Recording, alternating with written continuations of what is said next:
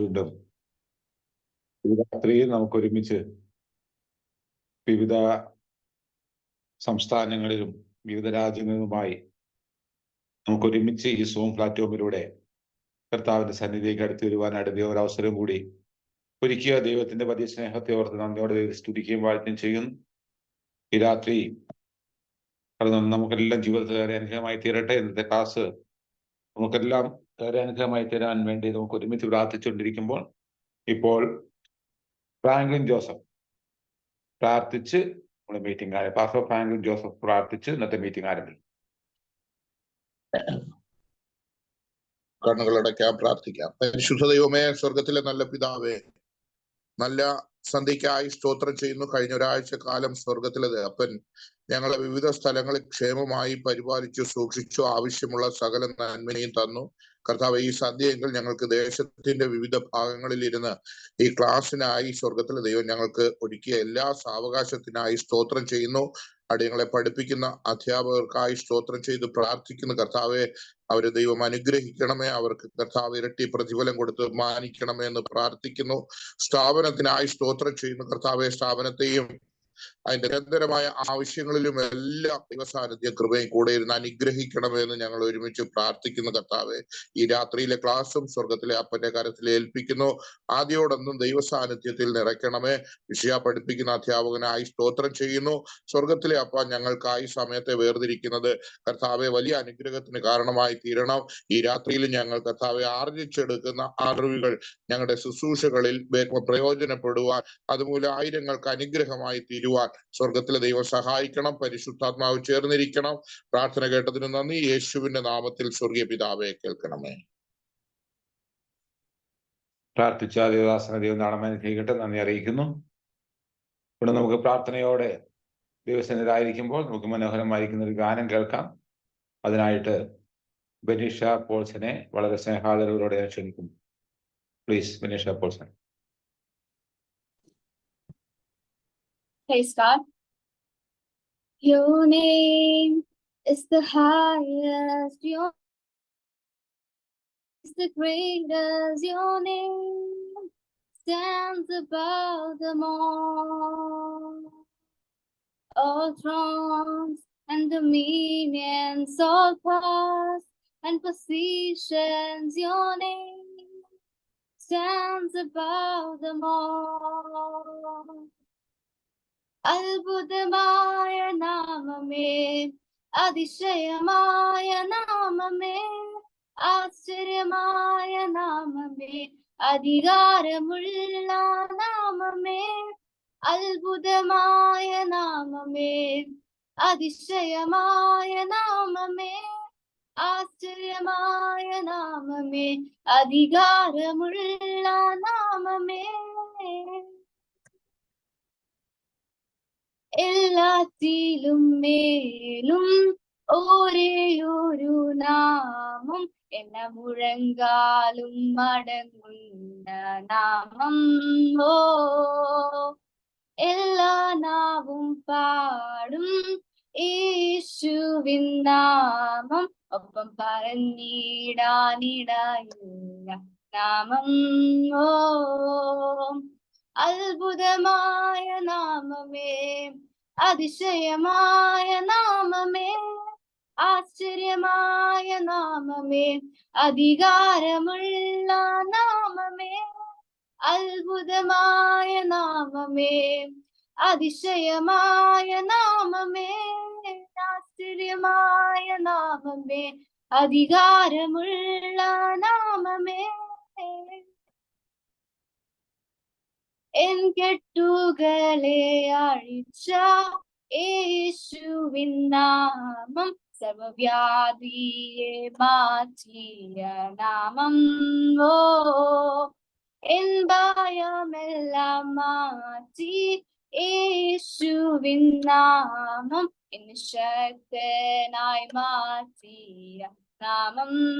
ഓ, N കെട്ടുകളെ അഴിച്ച യേശുവിൻ നാമം, സർവവ്യാധിയെ മാറ്റിയ നാമം.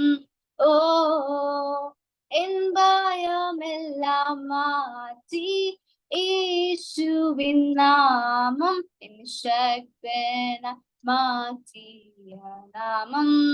ഓ അത്ഭുതമായ നാമമേ, അതിശയമായ നാമമേ, ആശ്ചര്യമായ നാമമേ, അധികാരമുള്ള നാമമേ, അത്ഭുതമായ നാമമേ, അതിശയമായ നാമമേ, ആശ്ചര്യമായ നാമമേ, അധികാരമുള്ള നാമമേ. ശത്രുവിനെ തകർത്ത യേശുവിൻ നാമം എന്നെ ജയാളിയായി മാറ്റിയ നാമം. ഓ എന്നുള്ളിൽ വസിക്കുന്ന യേശുവിൻ നാമം എന്നെ ആശ്ചര്യമാക്കുന്ന നാമം. ഓ അത്ഭുതമായ നാമമേ, അതിശയമായ നാമമേ, ആശ്ചര്യമായ നാമമേ, അധികാരമുള്ള നാമമേ, അത്ഭുതമായ നാമമേ, അതിശയമായ നാമമേ, ആശ്ചര്യമായ നാമമേ, അധികാരമുള്ള നാമമേ. Thank you. Thank you Maneesha. ഒരു മനോഹരമായിരിക്കുന്ന ഒരു ഗാനം രാത്രിയിൽ പ്രിയ പൈതരുടെ കേൾക്കേണ്ടതായി തീർന്നല്ലോ. പൈതൃക ദൈവം ധാരാളമായി അനുഗ്രഹിക്കട്ടെ. കർത്താവിന് വേണ്ടി കൂടുതൽ പ്രയോജനപ്പെടുവാൻ ദൈവം കർത്താവ് കരങ്ങൾ ഉപയോഗിക്കട്ടെ. തുടർന്ന് നമ്മൾ ക്ലാസ്സിലേക്ക് പ്രവേശിക്കാൻ പോവുകയാണ്. വളരെ പ്രാർത്ഥനയോടെ ഈ രാത്രി നമുക്കായിരിക്കാം. കർത്താവ് നമ്മോട് സംസാരിക്കേണ്ടതിനായിട്ട്, നമ്മുടെ ഇന്നത്തെ രാത്രിയുടെ ക്ലാസ് ഏറെ അനുഗ്രഹമായി തീരേണ്ടതിനായി വളരെ പ്രാർത്ഥനയോടെ ആയിരിക്കുമ്പോൾ തുടർന്നുള്ള ക്ലാസ്സുകൾ നയിക്കുന്നതിന് വേണ്ടി കർത്താവ് ബഹുമാന ദേവദാസൻ ജോസഫ് പിടക്കാട് സാറിനെ വളരെ സ്നേഹത്തോടെ ക്ഷണിക്കുന്നു.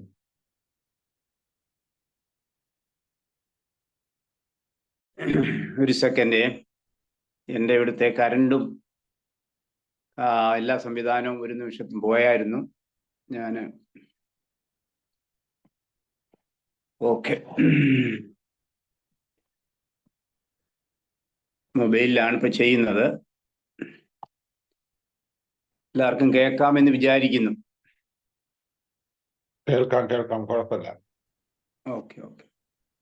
നമ്മുടെ ഇന്നത്തെ വിഷയം മാനസിക സമ്മർദ്ദവും പരിഹാര നിർദ്ദേശങ്ങളും എന്നുള്ളതാണ്.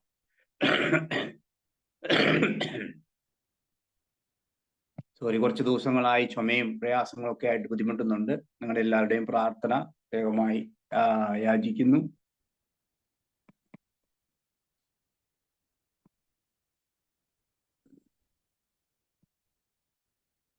മാനസിക സമ്മർദ്ദം. അപ്പം ആദ്യമായിട്ടിരുന്ന കാര്യം, മാനസിക സമ്മർദ്ദം നമുക്ക് ഒഴിവാക്കാൻ പറ്റുമോ എന്നുള്ളതാണ്. അതിന്റെ മറുപടി, മാനസിക സമ്മർദ്ദം ഒരു കാരണവശാലും പൂർണ്ണമായി ഒഴിവാക്കാൻ പറ്റുന്നതല്ല.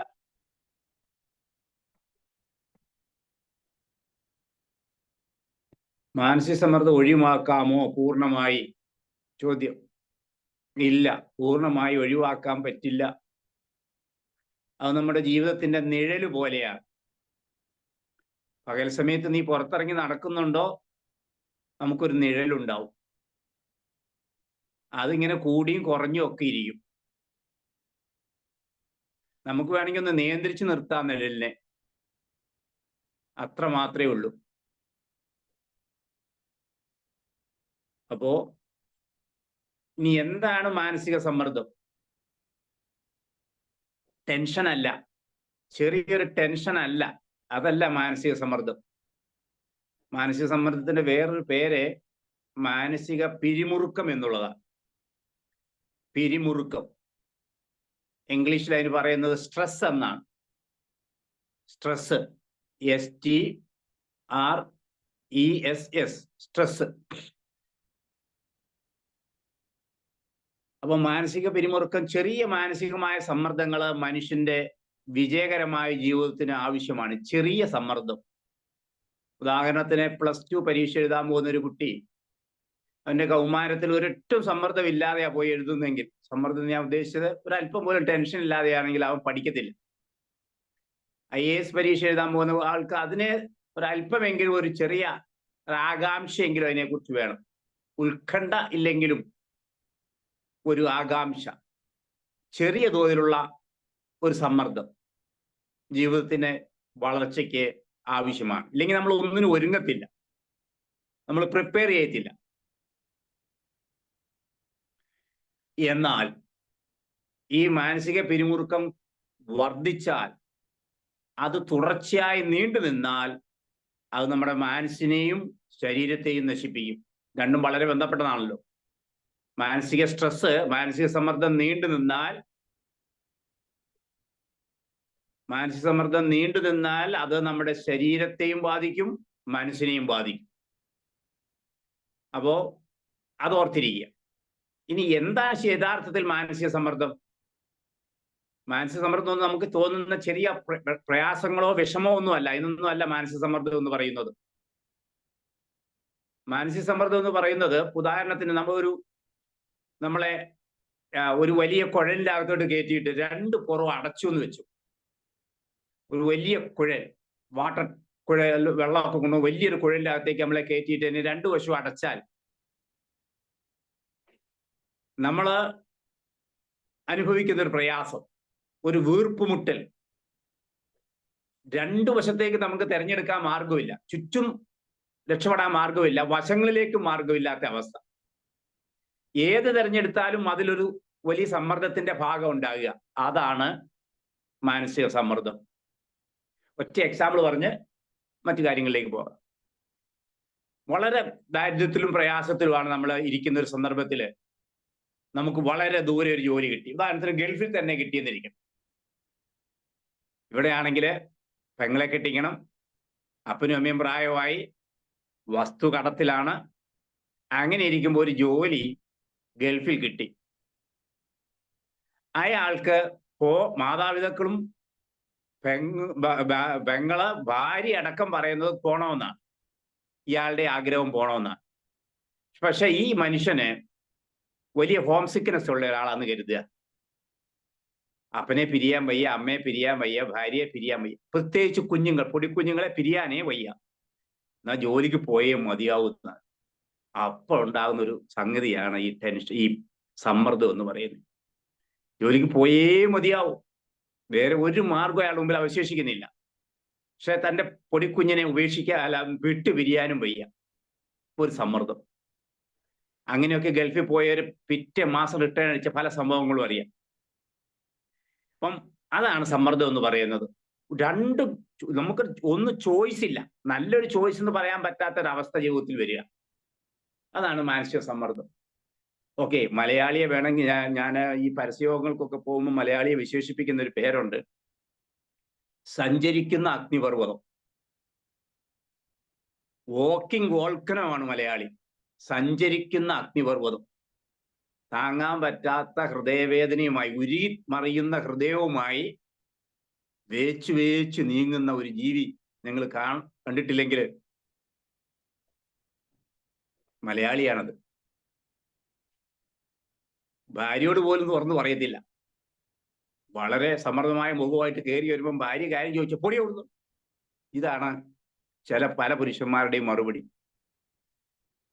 ഓക്കെ, അപ്പം സമ്മർദ്ദത്തെക്കുറിച്ച് ഏതാണ്ട് ഒരു ധാരണയായിരുന്നു. ഇനി നമുക്ക് സമ്മർദ്ദത്തിന്റെ കാരണങ്ങൾ, ഒരു 8-10 കാരണങ്ങൾ നമുക്ക് പഠിച്ചിട്ട് അതിന്റെ പരിഹാര നിർദ്ദേശങ്ങളിലേക്ക് പോകാം.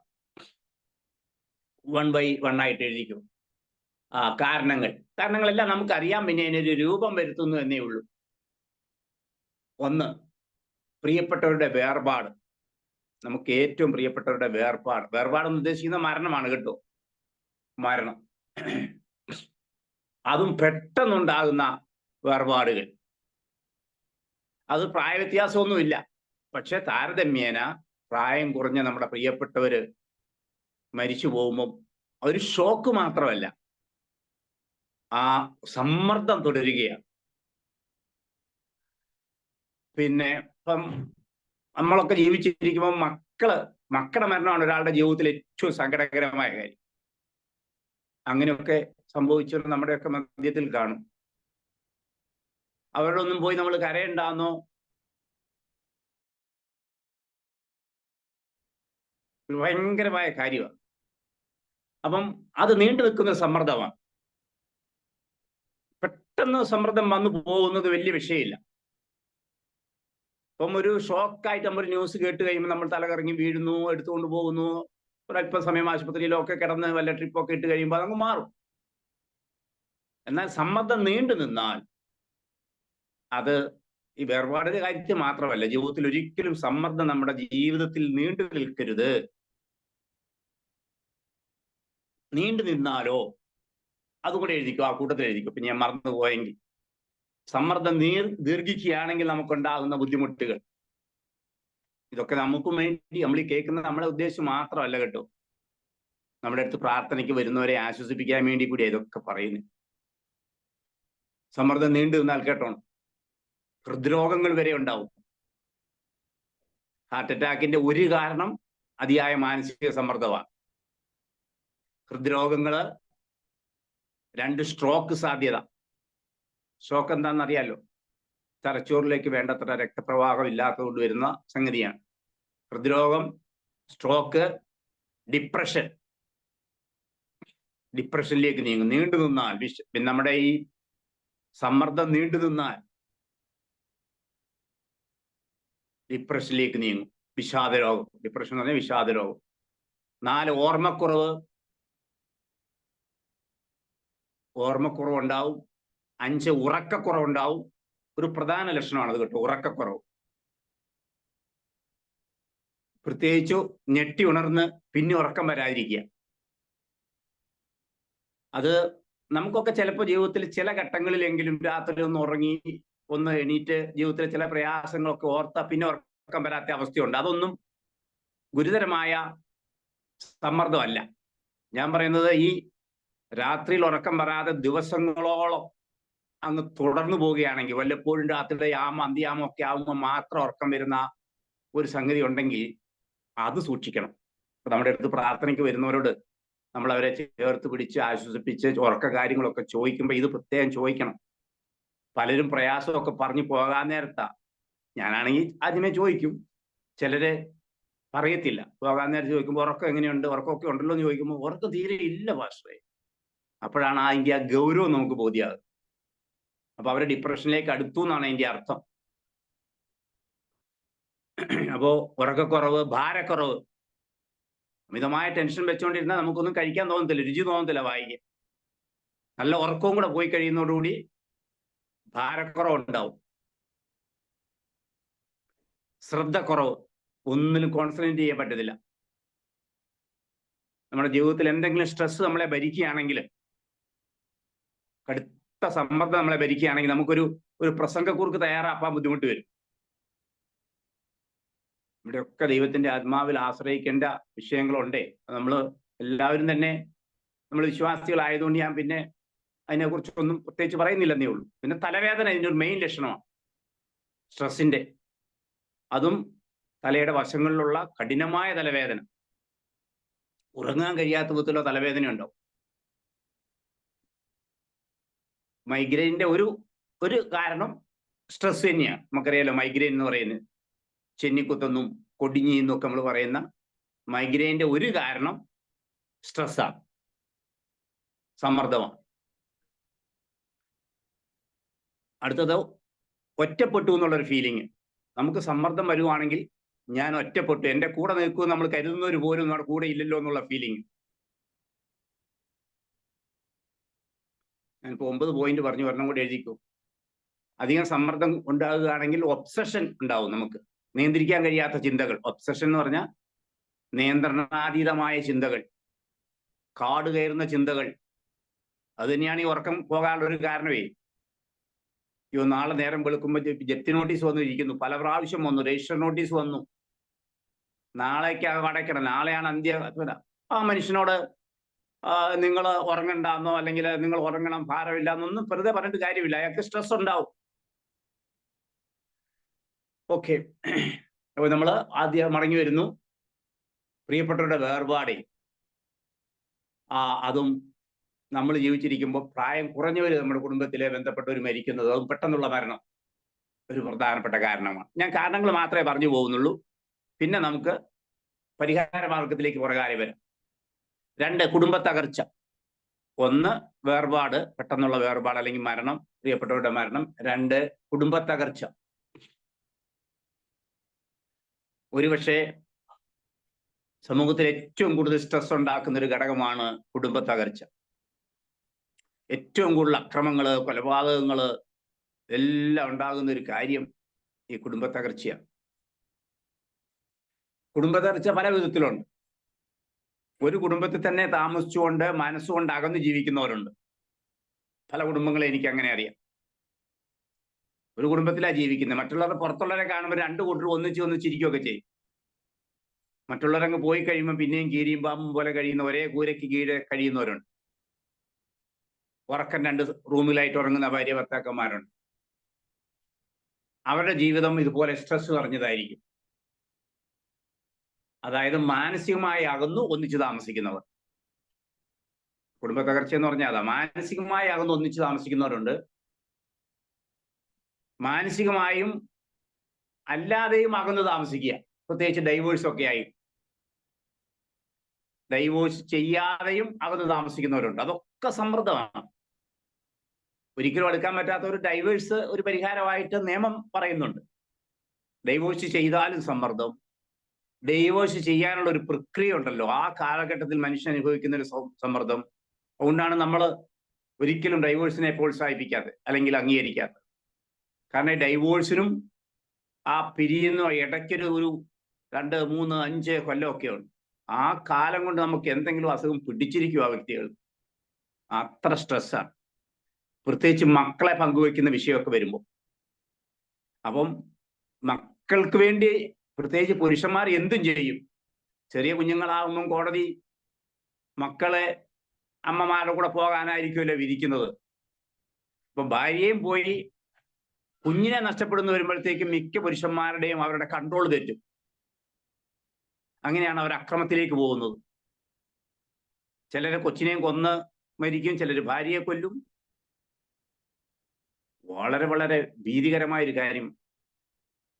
ഞാൻ മനസ്സിലാക്കുന്നിടത്തോളം ഈ കുടുംബ തകർച്ചയാണ് ഒട്ടുമിക്ക കടുത്ത മാനസിക സമ്മർദ്ദവും, ഈ വീട്ടിലെ ഒന്നിച്ചുള്ള കൊലപാതകങ്ങള്, ഭാര്യയെ കൊല്ലുന്നത്, ഭർത്താവിനെ കൊല്ലുന്നത്, കുഞ്ഞുങ്ങളെ കൊണ്ട് കെട്ടിച്ചാടുന്നത്, ഇതൊക്കെ കുടുംബ തകർച്ചയാണ്. 3, സ്ട്രെസ്സിന്റെ കാരണം. 3, ബാല്യകാലാനുഭവങ്ങൾ.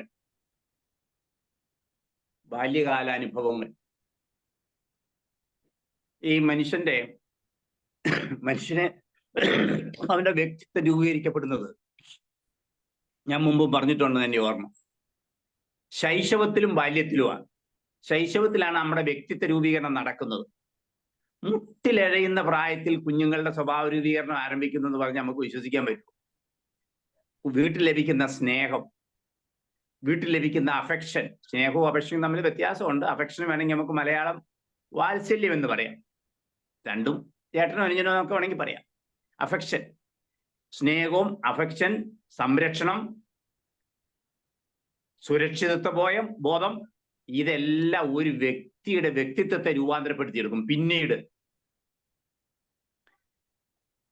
പിന്നീട് ആ വ്യക്തിക്ക് സ്ട്രെസ് ഉള്ള ആൾ, ആ വ്യക്തി പിന്നെ മാനസിക സമ്മർദ്ദത്തിന് ഉടമയാണോ ഇല്ലയോ എന്ന് നിശ്ചയിക്കുന്നത് നമ്മുടെ ശൈശവ ബാല്യ കൗമാര കാലഘട്ടത്തിലാണ്. അതിന് ഞാൻ നമ്മുടെ ആരംഭ ക്ലാസ്സുകൾ തന്നെ പറഞ്ഞിട്ടുണ്ട്. ഹിറ്റ്ലർ ഉദാഹരണം പറഞ്ഞിട്ടുണ്ട്. ഹിറ്റ്ലർ നല്ല ഉദാഹരണമാണ്. സമ്മർദ്ദമുള്ള കുടുംബത്തിൽ ജനിച്ചു വളരുന്ന ഒട്ടുമിക്ക കുഞ്ഞുങ്ങളും സമ്മർദ്ദമുള്ളവരായി തീരും, കുറ്റവാളികളായും മാനസിക വിഭ്രാന്തി ഉള്ളവരായും പ്രശ്നങ്ങളുള്ളവരായും മാറും. ബാല്യകാലങ്ങളിലൊക്കെ പീഡനം അനുഭവിക്കുന്നവർ, ക്രൂരമായ ആക്രമണം ചില രണ്ടാനമ്മമാരും രണ്ടാനച്ഛന്മാരും കുഞ്ഞുങ്ങളുടെ മേൽ ചെയ്യാറുണ്ട്. ക്രൂരമായ ആക്രമണം. എല്ലാ രണ്ടാനച്ഛനും രണ്ടാനമ്മയും അങ്ങനെ ചെയ്യുന്നവരല്ല. നല്ലതുപോലെ സ്വന്തം കുഞ്ഞിനെ നോക്കാളേറെ മറ്റേ ആളുടെ കുഞ്ഞിനെ നോക്കുന്നവരുണ്ട്. ചിലരെ ഈ ശല്യം എങ്ങനെയെങ്കിലും ഒഴിവാക്കാൻ, പ്രത്യേകിച്ച് ചില വഴക്കും വികൃതിയൊക്കെ ഉള്ള ആൺപിള്ളേരാണെങ്കിൽ അവനെയൊക്കെ കൊന്നുകളയാൻ വരെ മനസ്സ് വെക്കുന്ന രണ്ടാനച്ഛന്മാരുണ്ട്. ആ കുടുംബത്തിലൊക്കെ വളരുന്ന ആ കൊച്ചുങ്ങള് ഗോവിന്ദസ്വാമിമാരായി വളരുമെന്ന കാര്യത്തിൽ യാതൊരു സംശയവുമില്ല. അപ്പൊ ബാല്യകാല അനുഭവങ്ങൾ, പ്രത്യേകിച്ച് ബാല്യകാലങ്ങൾ അനുഭവിക്കുന്ന പീഡനങ്ങൾ, ശാരീരിക പീഡനം, മാനസിക പീഡനം, ലൈംഗിക പീഡനം ചെറുപ്രായത്തില്, അതെല്ലാം പിൽക്കാലത്ത് നമ്മുടെ വ്യക്തിത്വത്തെ തന്നെ തകർത്തു കളയും.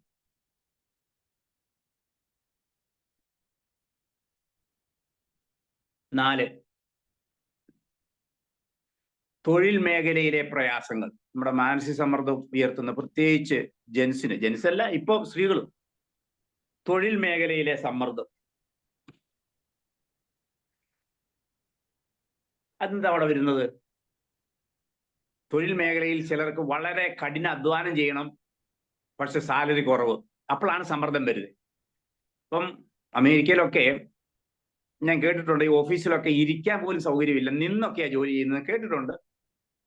ഞാൻ അവിടെ പോയി സന്ദർശിച്ചിട്ടൊന്നുമില്ല, എൻ്റെ സുഹൃത്തുക്കൾ പറഞ്ഞു കേട്ടിട്ടുണ്ട്. ബാങ്കിൽ പോലും നിന്നാണൊക്കെ ജോലി. പക്ഷെ അവർക്ക് കൈ നിറയെ സാലറി കിട്ടുന്നതുകൊണ്ട് അത് അഡ്ജസ്റ്റ് ചെയ്യുന്നു. ഇനി ഒന്ന് ആലോചിച്ച് നോക്കിയേ, സാലറി കുറവും അധ്വാനം കൂടുതലുമാണെങ്കിൽ കടുത്ത മാനസിക സമ്മർദ്ദം ഉണ്ട്. അതൊരു കാരണമാണ് സമ്മർദ്ദത്തിന്റെ. രണ്ട്, ഇഷ്ടമില്ലാത്ത ജോലി. നമുക്ക് ലഭിക്കുന്ന ജോലി ഇഷ്ടമില്ലാത്താന്ന് വിചാരിച്ചു, ഭയങ്കര സമ്മർദ്ദമായിരിക്കും. ഞാൻ ആദ്യം ഒരു ചെറിയ ജോലി പ്രവേശിക്കുന്ന ഒരു ക്ലർക്കായിട്ടാണ്, ഒരു കോളേജിന്റെ ഓഫീസിൽ. എനിക്ക് തീരെ ഇഷ്ടമില്ല ഈ കണക്ക് കുത്തിക്കുറിച്ചുകൊണ്ടിരിക്കുന്നത്. ഓരോരുത്തർക്കും ഓരോ മാനസികാവസ്ഥയല്ലേ. എങ്ങനെ ഒരു വർഷം ഞാൻ തള്ളി നീക്കിയെന്ന് ദൈവത്തിനെ അറിയാം. ഞാൻ പിന്നെ ആ ജോലി രാജിവെച്ചു. എൻ്റെ അമ്മയൊക്കെ കരഞ്ഞുപോയി, നീ എന്നാ മണ്ടത്തരമാണ് കാണിച്ചു. കാരണം പട്ടിണിയുടെ ഇല്ലായ്മയുടെയും കാലത്ത് കിട്ടിയ ഒരു ചെറിയ ജോലി ഞാൻ ഉപേക്ഷിച്ച് വലിച്ചെറിഞ്ഞു. ഓക്കെ, അപ്പം ഇഷ്ടക്കേട്, അതായത് ഇഷ്ടമില്ലാത്ത ജോലി ചെയ്യുക. പിന്നെ സമയം കൂടുതൽ ചെയ്യുന്നത്, അത് സഹോദരിമാർക്കൊക്കെയാണ് ഏറ്റവും സമ്മർദ്ദം ഉണ്ടാക്കുന്നത്. കൂടുതൽ ജോലി എന്ന് പറയുമ്പോൾ ഓഫീസ് ജോലിയും അടുക്കള ജോലിയും ഒന്നിച്ച് ചെയ്യേണ്ടി വരുന്ന ഒത്തിരി സഹോദരിമാർ. വാസ്തവത്തിൽ നമ്മൾ ഈ ചെയ്യുന്ന ഒരു നല്ലൊരു ശതമാനം ആളുകളെ, നല്ലതല്ല ഭൂരിപക്ഷം ആളുകളും എത്ര സന്തോഷത്തോടെയാണ്, എത്ര സമാധാനത്തോടെ നമ്മളൊക്കെ നമ്മുടെ വീടുകളിലായിരിക്കുന്നെന്ന് ആലോചിച്ച് നോക്കണം. ഈ ഗൾഫിലായാലും അമേരിക്കയിലായാലും ഒക്കെ നമ്മുടെ സഹോദരിമാരും നമ്മുടെ പ്രിയപ്പെട്ടവരൊക്കെ എന്തുമാത്രം ടെൻഷൻ സഹിച്ചാണ് ഈ പല അധ്വാനങ്ങളും ചെയ്യുന്നതെന്നറിയാം. നമ്മൾ അവരുടെ കാശിന് വേണ്ടിയൊക്കെ പിരിക്കാൻ പോകുമ്പോൾ അവരുടെ ആ അധ്വാനവും അവരുടെ കഷ്ടപ്പാടും, ഞാൻ ഗൾഫിൽ പോയി നേരിട്ട് പ്രിയപ്പെട്ടവരോട് സംസാരിക്കുകയും അവരോട് താമസിച്ച് കാര്യങ്ങളൊക്കെ അറിഞ്ഞിട്ടുണ്ട്. ഞാൻ അത് പുറകാലെ അതൊക്കെ വിശദീകരിക്കും. അപ്പോൾ അതൊരു വലിയ പ്രശ്നമാണ്. കണ്ടമാന സമയം, കൂടുതൽ സമയം വർക്ക് ചെയ്യുക, എന്നാൽ അതിനനുസരിച്ച് തൊഴിലും ഇഷ്ടമില്ല, അത് മനസ്സിന് ഭയങ്കര പ്രയാസമാകും. ഇഷ്ടമില്ലാത്ത ഒരു തൊഴിൽ ദീർഘസമയം ചെയ്യുക, അപ്പോൾ മനസ്സിന് പ്രയാസം ഉണ്ടാക്കും. പിന്നെ പ്രോത്സാഹനമില്ലായ്മ, തൊഴിലേ നമ്മൾ കഠിനമായ ജോലിയാണ് ചെയ്യുന്നതെങ്കിൽ പോലും അതിൻ്റെ മാനേജർ അല്ലെങ്കിൽ അവരുടെ ഭാഗത്തു നിന്ന് പ്രോത്സാഹനം ഉണ്ടായാൽ ഒക്കെ ഒരു വാക്ക് ഉഗ്രനായിരിക്കുന്നു, മനോഹരമായിരിക്കുന്നു. ചിലരൊന്നും പറയത്തില്ല, എപ്പോഴും ചീത്ത പറയും. ഈ വർക്ക്ഷോപ്പിലൊക്കെ ജീവനക്കാരി നിങ്ങൾ ശ്രദ്ധിച്ചു കാണാം, അവിടെ പഠിക്കാൻ വരുന്ന ഒരു 3 മാസം തയ്ക്കുന്നതിന് മുമ്പ് അടുത്ത് വരും. കാരണം അതവർക്ക് എപ്പോഴും അവരെ വഴക്ക് പറയാം. മെയിനായിട്ട് ഒന്നും പഠിപ്പിക്കത്തില്ല. കാരണം പഠിപ്പിച്ചാൽ പുള്ളിയുടെ ജോലി പോകുമെന്ന് പേടിച്ചിട്ട് പുള്ളി ഈ സ്പാനർ എടുത്തത് നെട്ട് ഊരാനും ഇടാനും മാത്രം മിക്കവാറും ഒക്കെ ആയിട്ട് വരുന്നവരെ പഠിപ്പിക്കൂ. കഠിനമായ ജോലിയും ചെയ്യും. അപ്പോൾ ഭയങ്കര മാനസിക സമ്മർദ്ദമായിരിക്കും. ഒരു പ്രോത്സാഹനം നമ്മൾ ചെയ്യുന്ന ജോലിയിൽ. ഇപ്പൊ ജോലി എന്ന് പറയുമ്പോൾ നമ്മുടെ സുവിശേഷ വേല പോലും ഇത് പ്രായോഗികമാണ് കേട്ടോ. നമ്മുടെ കൂട്ടത്തിലും ഉണ്ടത്. ഒരു പ്രവർത്തനം ചെയ്താൽ, ഒരു സ്ഥലത്ത് പോയാൽ, ഒരു ചെറിയ മെസ്സേജ് കൊടുത്താൽ, നിങ്ങൾ ഏറ്റവും അടുത്തവർ പോലും ഒന്ന് വളരെ ഗുഡ് എന്ന് പറയും, വളരെ അപൂർവം. പ്രത്യേകിച്ച് നമ്മളുടെ ഇടയിൽ ഇത് എത്ര കേട്ടു എത്ര കണ്ടു എന്നുള്ള രീതിയില്ല. ഞാനായിരുന്നു ഇതിനേക്കാൾ നന്നായി ചെയ്തേനെ, ആ രീതിയിലൊക്കെയാണ് കാര്യങ്ങൾ. ഒരു പ്രോത്സാഹന വാക്ക് വളരെ ചുരുക്കമാണ്. അതൊന്നും കിട്ടുമെന്ന് പ്രതീക്ഷിച്ച് നമ്മളൊന്നും ചെയ്തേക്കരുതേ. പ്രോത്സാഹനമില്ലായ്മ, അവഗണന, ഇതെല്ലാം ഈ തൊഴിൽ മേഖലയിൽ കടുത്ത പ്രശ്നം ഉണ്ടാക്കും. തൊഴിൽ മേഖലയിൽ ഓക്കെ. അപ്പം തൊഴിൽ മേഖല, അപ്പം എന്ത് ചെയ്യണം എന്നുള്ളത് നമുക്ക് ആ പരിഹാര മാർഗങ്ങളിലേക്ക് വരുമ്പോൾ ഒന്നിച്ച് അതങ്ങോട്ട് എടുക്കും. ഇപ്പൊ നമ്മൾ കാരണങ്ങൾ മാത്രം. 5, വിദ്യാഭ്യാസ മേഖല അല്ലെങ്കിൽ വിദ്യാഭ്യാസ കാലഘട്ടം. വിദ്യാഭ്യാസ കാലഘട്ടത്തിൽ അല്ലെങ്കിൽ വിദ്യാഭ്യാസ മേഖലയിൽ ഉണ്ടാകുന്ന സ്ട്രെസ്. അയ്യോ, അതിന്റെ കാര്യം പറയുമ്പോൾ LKG പോലും സ്ട്രെസ് ആയി കാലഘട്ടങ്ങളിൽ. LKG കൊച്ചിങ്ങോട്ട് വന്നിട്ട് വൈകിട്ട് ബാഗ് അങ്ങോട്ട് വലിച്ചെറിഞ്ഞിട്ട് അമ്മയോട് പറയുന്നത് കേട്ടിട്ടില്ലേ? ഭയങ്കര ടെൻഷനാ അമ്മയെന്ന് പറഞ്ഞു കേട്ടിട്ടില്ലേ? കൊച്ചു LKG പഠിക്കുന്നത്. ടെൻഷൻ എന്ന വാക്കിന്റെ അർത്ഥമൊന്നും കൊച്ചിന് അറിയത്തില്ല, പക്ഷെ കൊച്ചിന് ടെൻഷനുണ്ട്. ടെൻഷനാ അറിയാം കൊച്ചിന്. ഞാൻ ഒരിക്കല് കുറേ കൊല്ലങ്ങൾക്ക് മുമ്പ്, 25 കൊല്ലങ്ങൾക്ക് മുമ്പാണ്, ഞാൻ 25 അതിലേറെ കൊല്ലങ്ങൾക്ക് മുമ്പാണ്, ഞാൻ എൻ്റെ പിള്ളേരുമായിട്ടൊരു ചെറിയ നഴ്സറി സ്കൂളിൽ ചെന്നപ്പോ അവിടെ ഒരു ടീച്ചർ കൊച്ചിനെ LKG ആണോ UKG ആണോ എന്ന് ഓർക്കുന്നില്ല, സ്പെല്ലിങ് പഠിപ്പിക്കുക. ഇപ്പൊ കാറ്, ബസ് അങ്ങനെയൊക്കെയുള്ള സ്പെല്ലിങ് കൊച്ചുങ്ങളെ പഠിപ്പിക്കുക. 2 അക്ഷരം 3 അക്ഷരങ്ങളൊക്കെ പഠിപ്പിക്കുക. ഈ ടീച്ചർ പഠിപ്പിക്കുന്ന വാക്ക് ഹിപ്പോപ്പൊട്ടാമസ് എന്നാണ്. LKG കൊച്ചിനെ പഠിപ്പിക്കുക, ഹിപ്പോപ്പൊട്ടാമസ്. അപ്പൊ ആ വാക്ക് ഞാൻ കേട്ടോ ടീച്ചർ സംസാരിക്കാൻ വേണ്ടിയാണ് ഞാൻ അടുത്ത് ചെന്നത്. അപ്പൊ ടീച്ചർ ഇങ്ങനെ ചൊല്ലിക്കൊടുക്കുകയാണ് ഇതിന്റെ സ്പെല്ലിങ്. അപ്പോ ടീച്ചറോട് ഞാൻ പറഞ്ഞു, ടീച്ചറെ ഇത് ഇങ്ങനെ പിള്ളേരെ കാണാതെ പഠിപ്പിക്കുകയൊന്നും വേണ്ട, അവർക്ക് അത് ഈ ഹിപ്പോപ്പൊട്ടാമസിന്റെ ചിത്രം കണ്ട് തിരിച്ചറിഞ്ഞാൽ മതി എന്നീ അധ്യാപക ട്രെയിനിങ് ഉള്ളതുകൊണ്ട് എനിക്കതറിയാം. ഞാൻ ടീച്ചറോട് പറഞ്ഞു അങ്ങനെ മതി, അല്ലാതെ ഇതിന്റെ സ്പെല്ലിംഗ് ഒന്നും പഠിപ്പിക്കും. അപ്പൊ ടീച്ചർ പറഞ്ഞു, അയ്യോ ഇതൊക്കെ പുസ്തകത്തിലുള്ളതാണ്. അപ്പൊ ആ ടീച്ചർ വരെ ധരിച്ചു വെച്ചിരിക്കുക, അവർക്ക് ട്രെയിനിങ് ഇല്ല. ടീച്ചർ വരെ ധരിച്ചു വെച്ചിരിക്കുന്ന ഇതൊക്കെ ഈ കൊച്ചുങ്ങളെ പഠിപ്പിക്കണമെന്ന്. അപ്പൊ നമ്മുടെ പ്രായപരിധിക്ക് അപ്പുറമുള്ള വിഷയങ്ങൾ പഠിക്കാൻ വരിക, അവിടെ മാതാപിതാക്കളായി നമ്മൾ ഓർത്തിരുന്നോണം കേട്ടോ. പ്രത്യേകിച്ച് പാസ്റ്റേഴ്സ് ഒക്കെ ഓർത്തിരുന്ന ഒരു കാര്യം, നിങ്ങളുടെ അടുക്കൽ വരും, അന്വേഷണമായിട്ട് വരും, കൊച്ചിന്റെ ഹയർ സ്റ്റഡീസ് +1 ആയാലും അത് കഴിഞ്ഞ് നേഴ്സിങ്ങോ അല്ലെങ്കിൽ ഏത് കോഴ്സിന് വിടുമ്പോൾ ഓർത്തിരുന്നു, ഒന്ന് അവരുടെ അഭിപ്രായം എന്താണെന്ന് ചോദിക്കുക. ആ കൊച്ചിന്റെ ഇപ്പൊ മാതാപിതാക്കൾ ആഗ്രഹം കാണും, എങ്ങനെയെങ്കിലും എൻ്റെ മോനെ ഒന്ന് എഞ്ചിനീയർ ആക്കണം അല്ലെങ്കിൽ ഡോക്ടർ ആക്കണം. അപ്പം ഡോക്ടർ ആക്കണമെങ്കിൽ മിനിമം ഇപ്പോഴത്തെ ലെവലിൽ വെച്ച് ഞാൻ പറയാം, ഒരു A+ വിജയമെങ്കിലും ഇല്ലാത്ത എല്ലാ ഉള്ള A+ കിട്ടാത്ത ഒരു കുട്ടി, അവനും വലിയ താല്പര്യമില്ലെങ്കിൽ അവനെ എത്ര ഉന്തിമരം കയറ്റിയാലും ഉക്രൈൻ വിട്ടാലും അവൻ പഠിച്ചു വരത്തില്ല. ഇനിയിപ്പോ അവൻ ഒരു A+, 2 A+ കുറവാണ്, അവൻ പറയാ പാപ്പ ഞാൻ പഠിച്ചോളാം. അവൻ ഇങ്ങോട്ട് പറയാണ് എങ്കിൽ അത് നമുക്ക് പരിഗണിക്കാം. ആ ഒരു ഉപദേശം നമ്മൾ കൊടുക്കാവൂ. പിന്നെ ഇപ്പോഴുണ്ട് ഒരു പാവപ്പെട്ട വീട്ടുകാരൊക്കെ മക്കള് ആർട്സും കൊമേഴ്സും ഒക്കെ പഠിച്ചിട്ട് +2 പക്ഷെ അതൊന്നും പഠിച്ചു കഴിഞ്ഞാൽ ജോലി കിട്ടിയാൽ നമുക്കറിയാമല്ലോ. ഇപ്പം ആർട്സ് വിഷയങ്ങളൊക്കെ BA BCom ഒക്കെ പഠിച്ചാലും ഡിഗ്രി എടുത്തുകൊണ്ട് പോസ്റ്റ് ഗ്രാജുവേഷനും എടുത്ത് B.Ed ഒക്കെ എടുത്ത് അനേക വർഷത്തെ പഠനം പഠിച്ചാലേ അത് ഒരു തൊഴിൽ മേഖലയിലേക്ക് എത്തത്തുള്ളൂ. പാവപ്പെട്ടവർക്ക് സാധ്യമല്ലത്. അതുകൊണ്ട് അവരെന്ത് ചെയ്യും, എങ്ങനെ ഒരു നേഴ്സിങ്ങിന് വിട്ട്, അപ്പൊ എല്ലാവരും നേഴ്സിങ്ങിന് പോകും. അപ്പോൾ അവരുടെ കൊച്ചു പഠിച്ചത് കൊമേഴ്സാണ്. എൻ്റെ അറിവ് ശരിയാണെങ്കിൽ കേരളത്തിൽ കൊമേഴ്സ് പഠിച്ചവർക്ക് നേഴ്സിംഗ് കിട്ടത്തില്ലെന്നാണ് എൻ്റെ അറിവ്. പുറത്ത് ചില സംസ്ഥാനങ്ങൾ കൊടുക്കുന്നുണ്ട്. അപ്പൊ അതിന് വിടാൻ പാടില്ലയോ എന്നുള്ള ചോദ്യം വരുന്നു. അവിടെ അവർക്ക് നല്ല കോൺഫിഡൻസ് ഉണ്ടെങ്കിൽ, ഈ പിള്ളേർക്ക് നല്ല കോൺഫിഡൻസ് ഉണ്ടെങ്കിൽ മാത്രമേ വിടാവൂ. ശരിയാ, മാതാപിതാക്കളുടെ ആഗ്രഹം അത് കഴിഞ്ഞ് ഈ GNM കോഴ്സിന് വിടാനൊക്കെ അവർക്ക് വലിയ താല്പര്യമൊക്കെയാണ്. പക്ഷെ ഈ കൊച്ചവിടെ പോയി സയൻസിന്റെ പദങ്ങൾ പോലും അവർ കേൾക്കുന്നത് ആദ്യമായിട്ട് അവർക്ക് നോക്കണം. നഴ്സിംഗ് ആദ്യ വർഷം തന്നെ കട്ടിയായ വിഷയങ്ങളൊക്കെ വരുമ്പോൾ, അനാട്ടമിയൊക്കെ ഇങ്ങോട്ട് വരുമ്പോൾ ആ കൊച്ചുങ്ങൾ ഭയങ്കര മാനസിക സമ്മർദ്ദമുണ്ട്. പഠന സ്ഥലങ്ങളിൽ അത് പ്രത്യേകിച്ച് ഓർത്തിരുന്നോണം. കഴിയുമെങ്കിൽ ആ കുഞ്ഞുങ്ങളെ വേറെ ഏതെങ്കിലും തൊഴിൽ മേഖലയിലേക്ക് ടെക്നിക്കലായിട്ടോ സാങ്കേതികമായിട്ടോ തിരിച്ചുവിടണം. സയൻസ് എടുത്ത് പഠിച്ചിട്ടില്ലാത്ത കുഞ്ഞുങ്ങളെ ഒരു കാരണവശാലും എഞ്ചിനീയർ ആക്കാനും ഡോക്ടർ ആക്കാൻ വേണ്ടി നമ്മൾ മെനക്കെടരുത്.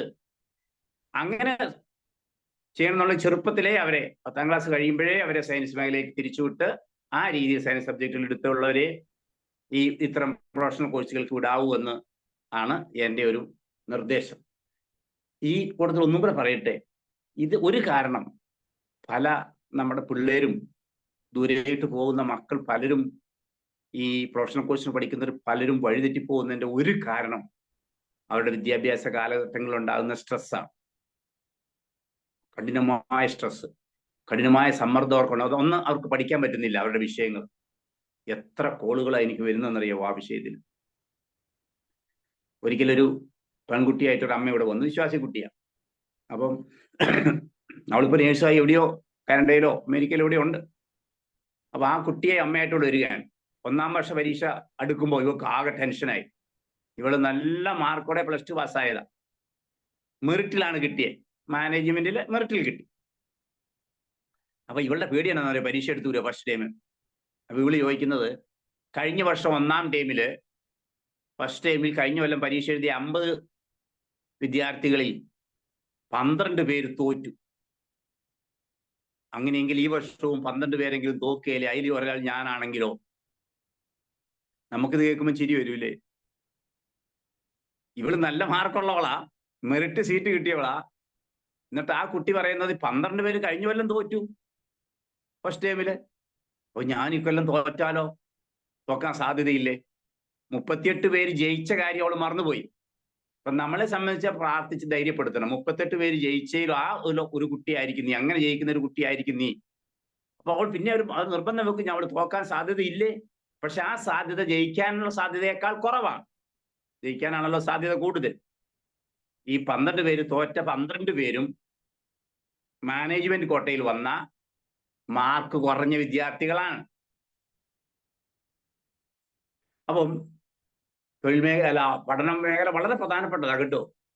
ഇനി അതിന്റെ പരിഹാര മാർഗത്തിലേക്ക് വരുമ്പം ഞാൻ അതിനെക്കുറിച്ച് കൂടുതൽ പറയാമെന്ന് വിചാരിക്കുന്നു. വിദ്യാഭ്യാസത്തിന്റെ നമ്മൾ അയക്കുമ്പം വളരെ പ്രധാനപ്പെട്ട കാര്യമാണ്. അതിന്റെ ആ പരിഹാര മാർഗം എനിക്ക് ഇന്ന് തോന്നുന്നില്ല ഇന്ന് എടുക്കാൻ പറ്റുമെന്ന്. അടുത്ത ദിവസം നമുക്ക് തുടരാം. 6 പ്രവാസ ജീവിതം. മനസ്സംഘർഷത്തിന്റെ വലിയൊരു മേഖലയാണ് പ്രവാസം. ഞാൻ ആ പ്രത്യേക ആ പോയിന്റ് എടുത്ത് പറയാൻ കാരണം, പ്രവാസത്തിലെ തൊഴിൽ മേഖലയിൽ തന്നെ പ്രവാസ ജീവിതം വളരെ ഗൾഫില്. ഇപ്പം ഗൾഫിൽ ആണ് മെയിൻ ആയിട്ട് ഈ പ്രശ്നമുള്ളത്. ഏത് പ്രശ്നം? കുടുംബത്തോടല്ലാത്തുള്ള ജീവിതത്തിന്റെ മെയിൻ പ്രശ്നം ഗൾഫുകാർക്കാണ്. യൂറോപ്പിലും പിന്നെ കാനഡയിലും ഒക്കെ പോകുന്നവർക്ക് അവരെ 1 വർഷം അല്ലെങ്കിൽ 2 വർഷത്തിനുള്ളിൽ ജീവിത പങ്കാളി അങ്ങോട്ട് കൊണ്ടുപോകും. ഇനി ജീവിത പങ്കാളി അവിടെയാണെങ്കിൽ പോലും പിന്നെ യൂറോപ്യൻ രാജ്യങ്ങളിലും ഒക്കെ കുടുംബത്തിൽ സ്ട്രെസ് ഉണ്ട് കേട്ടോ. അത് ഈ സന്ദർഭത്തിൽ പറയുന്നില്ല, കാരണം ഇത് നമ്മോട്ട് ബന്ധപ്പെട്ട അല്ലാത്ത ചില പ്രയാസങ്ങളുണ്ട്. ഭാര്യയുടെ ജോലി, അത് ഭാര്യയ്ക്കാണ് കൂടുതൽ സാലറി, അങ്ങനെയുള്ള മൂപ്പിളമ തർക്കം, അങ്ങനെയുള്ള ചെറിയ ചെറിയ പ്രശ്നങ്ങളൊക്കെ ഉണ്ട്. അത് വലുതായി കുടുംബജീവിതത്തിൽ പ്രശ്നം ഉണ്ടാക്കുന്നവരുമുണ്ട്. പക്ഷെ നമ്മുടെ പ്രശ്നം ഇവിടെ സ്ട്രെസ് ആയതുകൊണ്ട് നമ്മൾ ഫോക്കസ് ചെയ്യുന്നത് ഈ പ്രവാസ ജീവിതമാണ്. പ്രവാസ ജീവിതം സ്ട്രെസ്സിന്റെ ഒരു വലിയ കേന്ദ്രമാണ്. അഗ്നിപർവ്വതത്തിന് മുകളിലിരിക്കുന്ന പോലെയാണ് നമ്മുടെ സഹോദരങ്ങൾ ഈ ഗൾഫിലെ പ്രവാസത്തിലിരിക്കുന്നത്. അതിന്റെ കാരണം എന്താന്ന് ചോദിച്ചാൽ, കാരണം എന്താ? കുടുംബം കൂടെ ഇല്ല. കുടുംബം കൂടെ ഇല്ലാത്തതുകൊണ്ട് എന്താ പ്രശ്നം? അതിന്റെ പ്രശ്നം എന്ന് പറഞ്ഞാല് നമ്മുടെയൊക്കെ പ്രത്യേകിച്ച് പുരുഷന്മാരുടെ ജീവിതത്തിലുണ്ടാകുന്ന സ്ട്രെസ്സിന്റെ നല്ലൊരു ശതമാനം ലഘൂകരിക്കുന്നത് സ്നേഹമയ്യായ ജീവിത പങ്കാളിയാണ്. ആ സ്നേഹമായ ജീവിത പങ്കാളിയെ കേരളത്തിൽ പ്രത്യേകിച്ച് നമ്മൾ മണലാരണ്യത്തിലോട്ട് പോകുമ്പോൾ ഈ സ്ട്രെസ് വർദ്ധിക്കുന്ന കാര്യത്തിൽ ആരും സംശയമില്ല. പിന്നെ പുരുഷന്മാരെ സംബന്ധിച്ച് രണ്ടാമത്തെ കാര്യം, ഈ പുരുഷന്റെ ശരീരഘടനയും ഹോർമോൺസും ഒക്കെ ഈ കുടുംബത്തോട് അധിക കാലം അകന്നു നിൽക്കാൻ പറ്റുന്ന ഒരു ശരീരഘടനയല്ല അവരുടേത്. സ്ത്രീകളെ പോലെയല്ല. ശാരീരികമായും മാനസികമായും പുരുഷന് കുടുംബമായിട്ട് അകന്ന് അധികം ദിവസം നിൽക്കാൻ പറ്റുന്ന ഒരു ഘടനയല്ല, സംവിധാനമല്ല. അതും സ്ട്രെസ് വർദ്ധിപ്പിക്കും. പിന്നെ ഈ സ്ട്രെസ് വർദ്ധിപ്പിക്കുന്ന ഒരു ഘടകം കുടുംബവുമായിട്ടുള്ള ഈ ബന്ധത്തിൽ, അതായത് നാട്ടിലെ ഭാര്യയും മക്കളും എങ്ങനെ അപ്രോച്ച് ചെയ്യുന്നു എന്നുള്ളതാണ്. ഈ സോഷ്യൽ മീഡിയയിലൊക്കെ കാണുന്നത് വാസ്തവമാണെങ്കിൽ തമാശക്കാണോ ഉണ്ടായതെന്ന് പറയാൻ പറ്റിയില്ല. ഒരു സോഷ്യൽ മീഡിയയിലൊക്കെ കഴിഞ്ഞ ആഴ്ച ഒരു ഇത് കണ്ടു. അത് തമാശയാണോ സങ്കല്പമാണോ എന്ന് എനിക്കറിയത്തില്ല. ആ മനുഷ്യൻ 62 വയസ്സോട്ടുള്ള ആ മനുഷ്യൻ കഠിനമായി അധ്വാനിച്ച് ശരീരാരോഗ്യം എല്ലാം നഷ്ടപ്പെട്ടപ്പോൾ നാട്ടിലേക്ക് വരാൻ തീരുമാനിച്ചെന്ന്. അപ്പൊ എല്ലാവരും മക്കളടക്കം എന്തിനാ ഇപ്പൊ ഇങ്ങോട്ട് വരുന്നേ,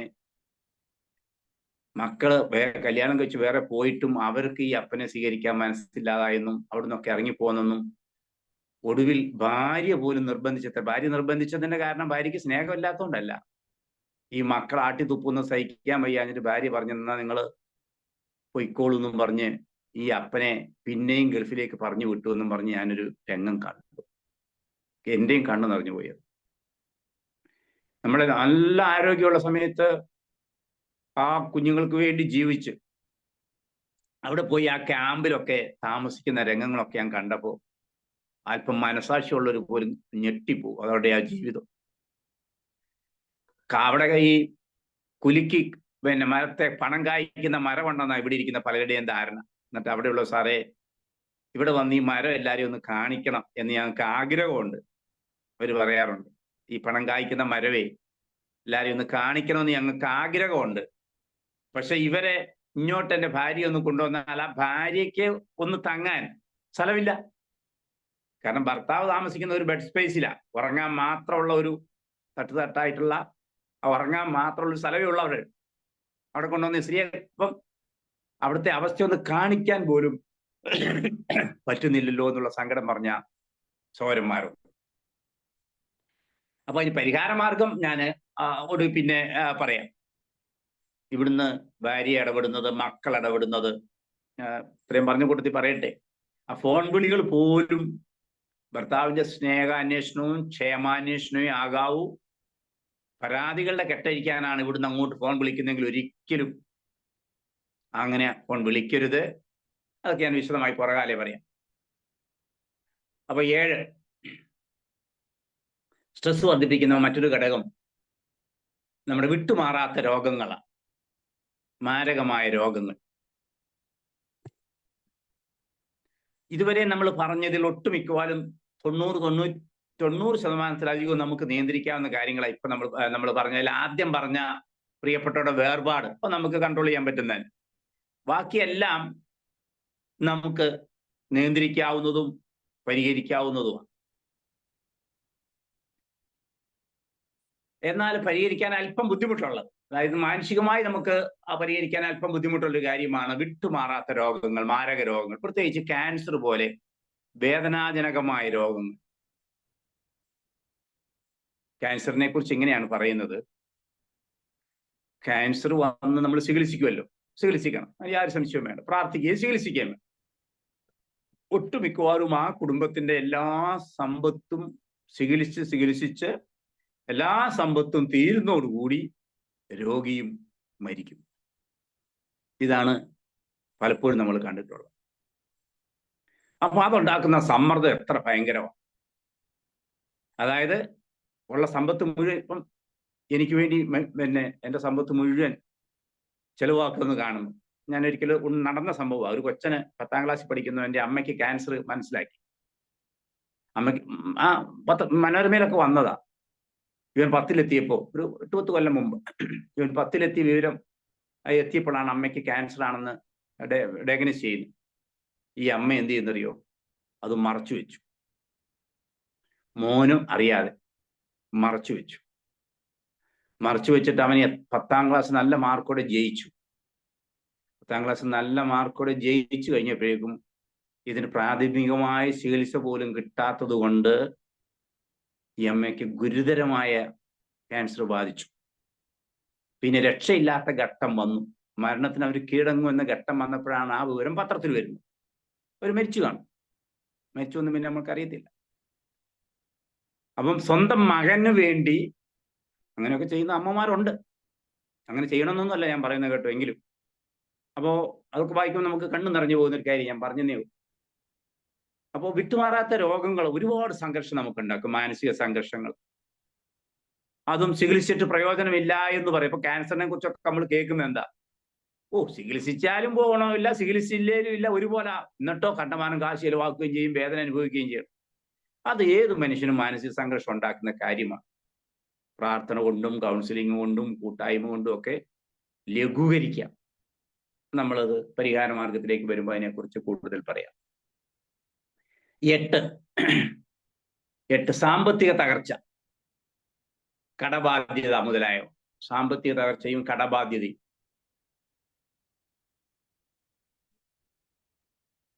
നിങ്ങൾ പത്രങ്ങളിലും ടെലിവിഷനിലും ഒക്കെ വരുന്ന വാർത്തകളിൽ നല്ലൊരു ഭാഗം വാർത്ത എന്താ?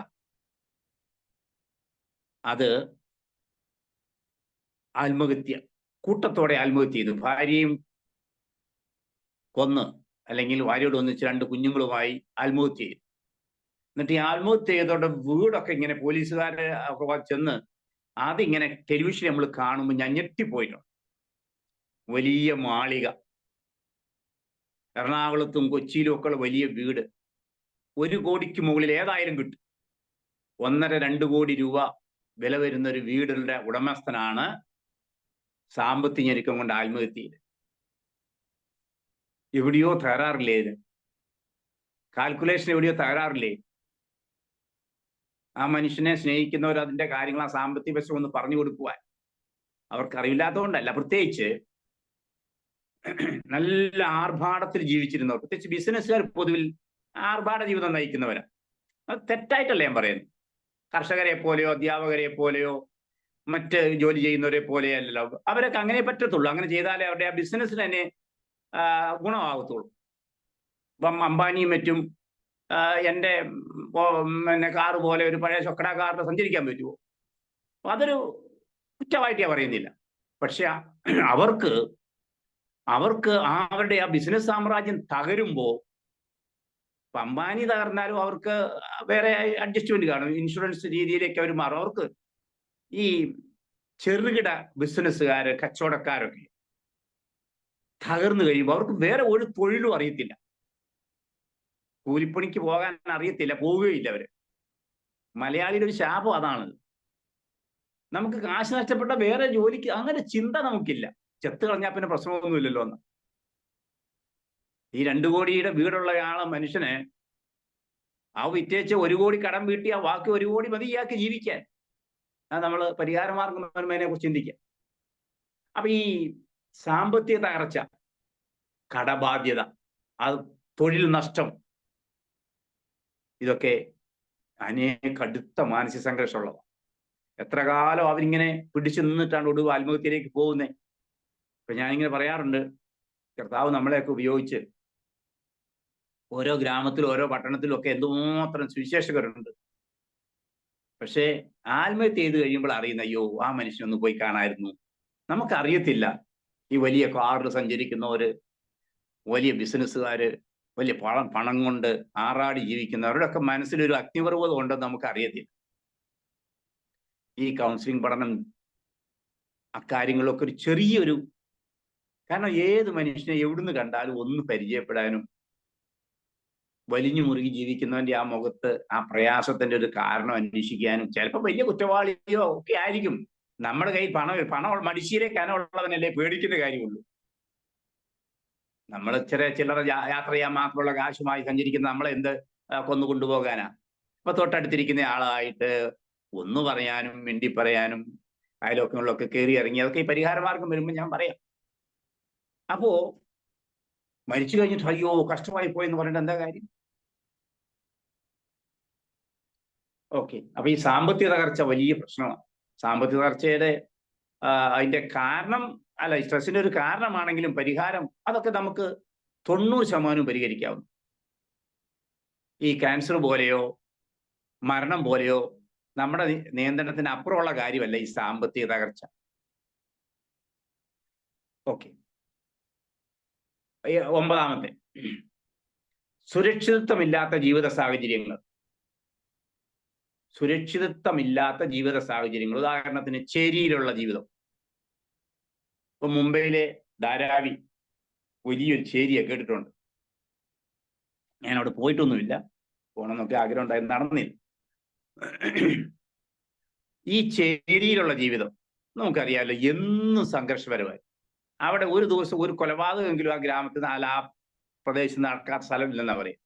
എന്നാലും ഇവർ ഭയങ്കര സ്നേഹമൊക്കെയാണ്.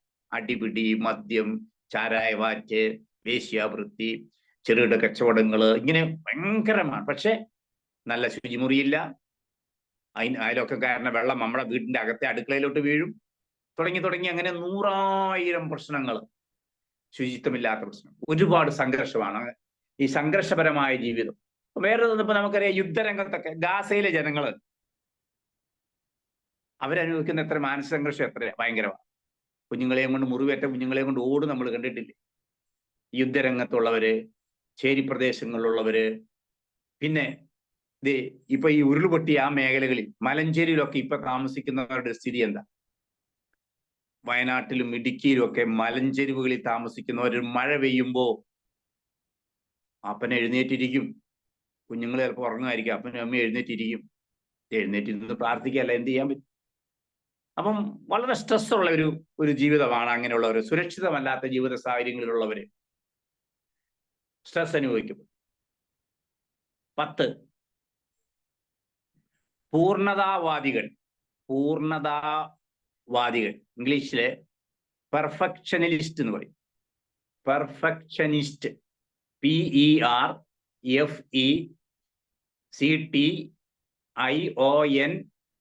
PERFECTIONIST, perfectionist.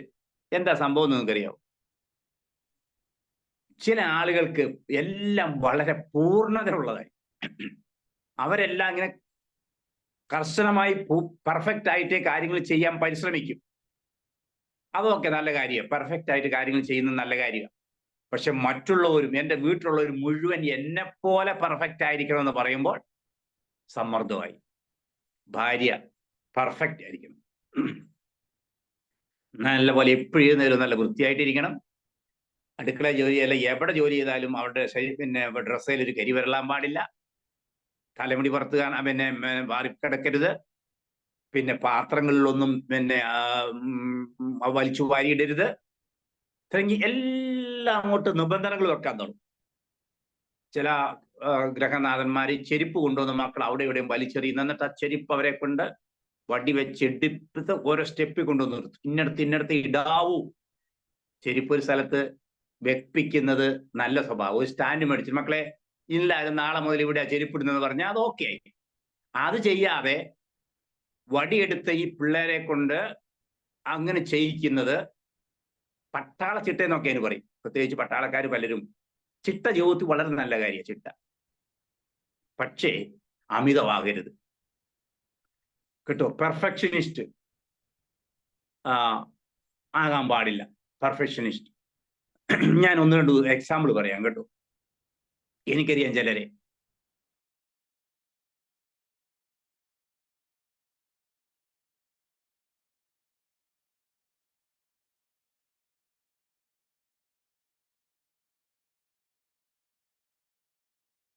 കണക്കെഴുതി സൂക്ഷിക്കുന്നത് വലിയ തെറ്റൊന്നുമല്ല. ഈ മക്കള്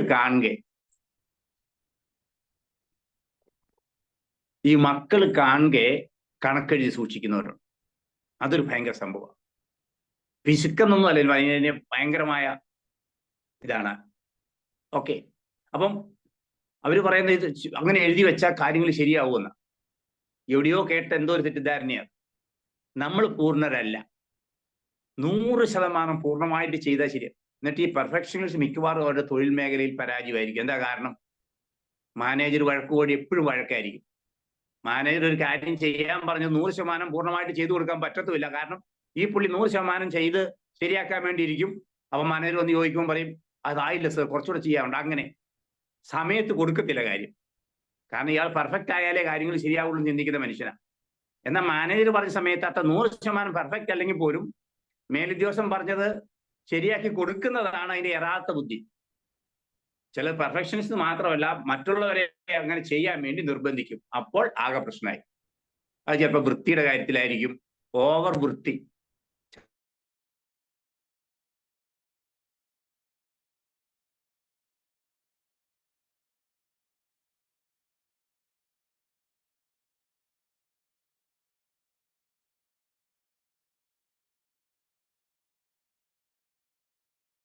മക്കളില്ലാത്ത കുടുംബം, അത് ഏത് പ്രായത്തിലുള്ള യുവാക്കളാണെങ്കിലും മുതിർന്നവരാണെങ്കിലും, മക്കളില്ലാത്തവരെല്ലാവരും സ്ട്രെസ് ഉള്ളവരാണെന്നൊന്നും ഞാൻ പറയുന്നില്ല.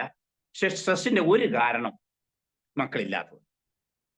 അപൂർവം ചിലരെങ്കിലും പരസ്പരം കുറ്റം പറയും. അതിൻ്റെ അപൂർവം ചിലരെങ്കിലും അതിനെ ഒന്നും പറയാതെ മിണ്ടാതിരിക്കും.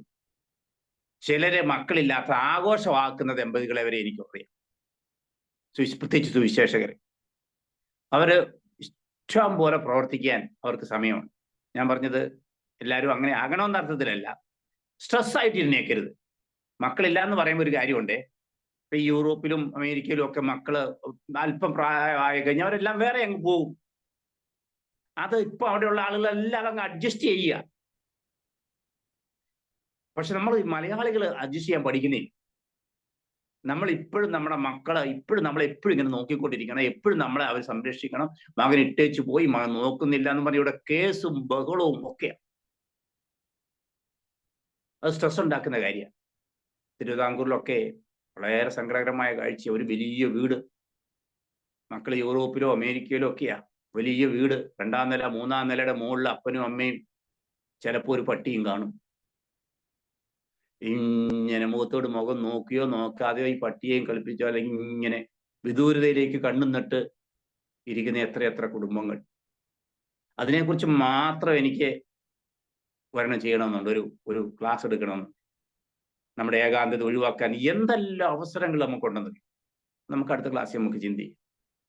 അപ്പൊ മക്കളില്ലാത്തത്, മക്കള് വിദേശത്ത് ആയിരിക്കുന്നത് ഒക്കെ വലിയൊരു സ്ട്രെസ്സിന്റെ ഘടകങ്ങളാണ്. 12ാമത്തെ പോയിന്റിലൂടെ പറഞ്ഞ് ഞാൻ നിർത്തുകയാണ്. 12,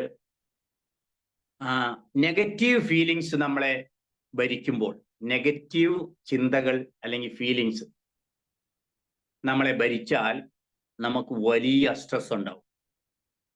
അതെന്താ ഈ നെഗറ്റീവ് ചിന്തകൾ? ഉദാഹരണം പറഞ്ഞാൽ അറിയാം. ഭയം ഒരു നെഗറ്റീവ് ചിന്തയാണ്.